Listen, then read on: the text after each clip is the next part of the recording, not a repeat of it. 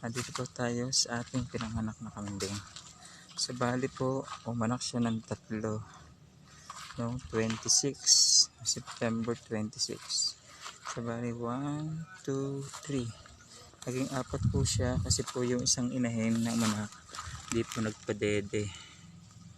Siya nakakalis po kasabayan. Kaya nilipat natin sa kanya at kasi po nagpadede siya. Mabait na inahin.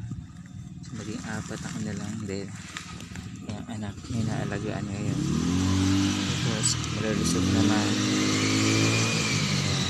Bali po ay 3 siyang babae, 1 lalaki. Tapos ito po yung umanak kaninang umaga. Nanganganay po. Hindi po nakanak kahapon. Ngayon siya lumabas. Anak po niya yung laki. Lalaki po ang naging anak niya. Ito siya. Ganda ng kanyang anak. Taba. Barako. Yan. Yes, mabait din po yung nanay. Nagpapadede po. Babali po dito sa pinapaanak. Tapos mga 2 weeks po. Saka po natin ililipat. Ililipat sila. May lumalabas pa sa kanya. Siguro inunan na ito. Yan, lumabas na kanyang inunan. So isa lang talaga ang kanyang anak. Tapos ito lang po yung umanak na isa. Babae naman po naging anak niya. Tinali muna po natin siya dito para po makakain ng damo. Ito siya, nanay niya. Itong anak niya nagkakanlong sa lilob na iinitan. Ang ganda rin po ng anak niya. Babae. Anak po na aking barakong si Pogi. May kuntil. Ito po yung umanak na isa hindi nagpadede. Kasi po nagkasakit. Namayat na. Tapos nakaka-recover na po ngayon. Nakatali muna po sa dyan. Ito po yung dalawa din. Tinali ko nga po. Sobrang likot. Lagi po nalabas ng bakod. Binubutas nila yung bakod na magnanay. Kabali po. Naanak siya ng March o February. So mag-ina. Nakastaan na po siya ni Pogi. Ang barakong si Pogi. Yung anak eh. Ito po yung alpasan. So ito. Malayo na po sila dito.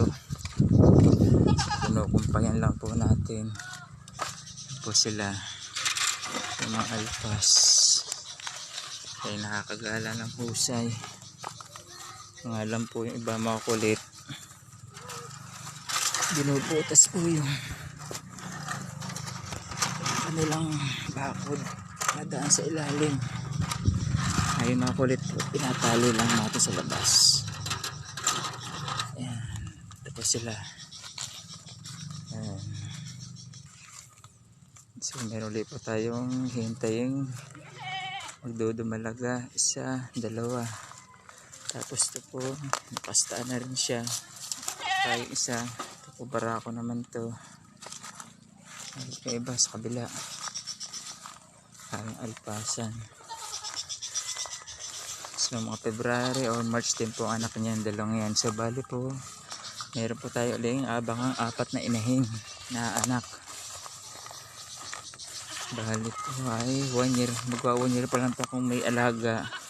Nasa 21 pesos na po sila. Uy, umanak na din po yung isa sa dulo. Wow, sabay. Ito isa. Hindi natin alam. Nanganak na rin dito. Hindi po natin napuntahan. Ito yung isang anak. Ito, kulay puti. Sensya ka lang. Ngayon kita napuntahan. Ito pala yung umanak dyan. Puting-puti anak niya. Sorry. Ang labas mo ay babae anak niya. Ngayon natin puntahan. Halos kasabay yung dalawang umanak. So isa lang din anak niya. So ngayon ay 22 pieces na po sila lahat. Kasi pogi. Bata pa po pero nakakasta na siya. Bigyan niya siya ng anak. Wow, puting-puting anak niya. Go, go, go. Go, dito sa lilong. Dito, dito. Sila. Go, go, go, go, go. Wow, nakatawa naman po. Mga nag-ahanakan na sila. Ayan. Dito tayo. Ayan sila, sinasa. Sinasa. Dali. Dito tayo. Oo, siguro po pag pinagsama-sama natin sila lahat dito. Ang gandang tingnan. Ang dami na nila. 22 pieces na po. Go, go, go. Dito. Thank you po.